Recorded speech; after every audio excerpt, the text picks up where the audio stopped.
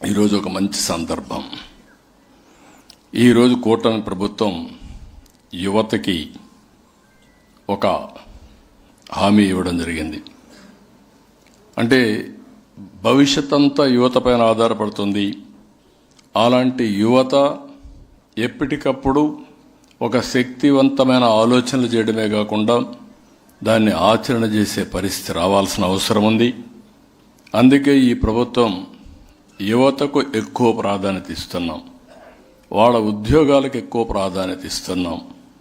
నిన్నే మీరు చూస్తే దగ్గర 10,060 ఉద్యోగాలకి ఈరోజే నోటిఫికేషన్ కానీ అనౌన్స్మెంట్ ఇచ్చాం.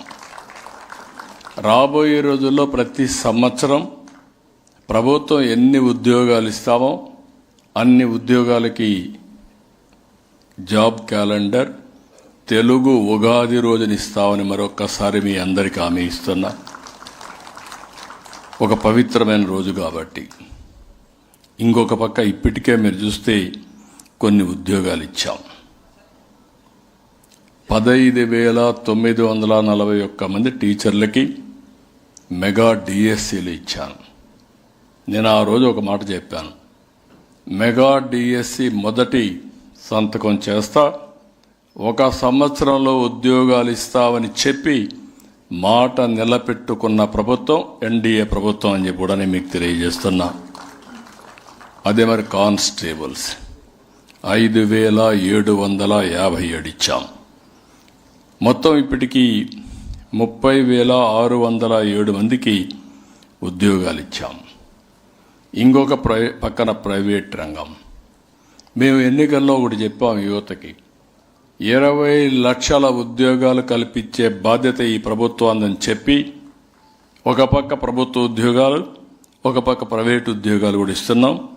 ఇప్పటి వరకు ప్రైవేటు ఉద్యోగాలు చూస్తే 6,28,000 మందికి ఉద్యోగాలు ఇచ్చిన ప్రభుత్వం ఎన్డీఏ ప్రభుత్వం అని చెప్పి కూడా నేను మీకు తెలియజేస్తున్నా. ఇందులో కూడా ఎంఎస్ఎంఈల ద్వారా 2,48,906 మందికి ఇచ్చాం.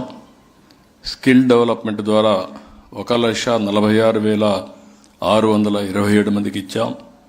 పరిశ్రమల రంగంలో 95,174 మందికి ఇచ్చాం. ఫుడ్ ప్రాసెసింగ్లో 64,034 మందికి ఇచ్చాం.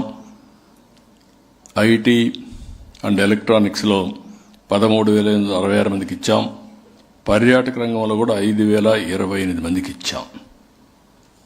ఇప్పుడు వచ్చే ఉద్యోగాల్లో కూడా మీరు చూస్తే ఈ 10,060లో ఉన్నత విద్యలో 1,500, గ్రూప్ 1లో 91, గ్రూప్ 2లో 750, హోంశాఖలో 2,778, ఇతర ఉద్యోగాలు 928 మందికి ఉద్యోగాలకు నోటిఫికేషన్ ఇస్తున్నాం.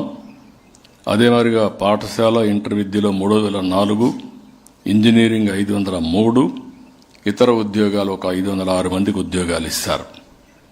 ఇవి కూడా చెప్పడమే కాదు, మే 15 నుంచి అక్టోబర్ 15 వరకు నోటిఫికేషన్స్ ఇచ్చి భర్తీ చేసే బాధ్యత కూడా ఈ ప్రభుత్వం తీసుకుంటుందని చెప్పి కూడా నేను మీకు తెలియజేస్తున్నా.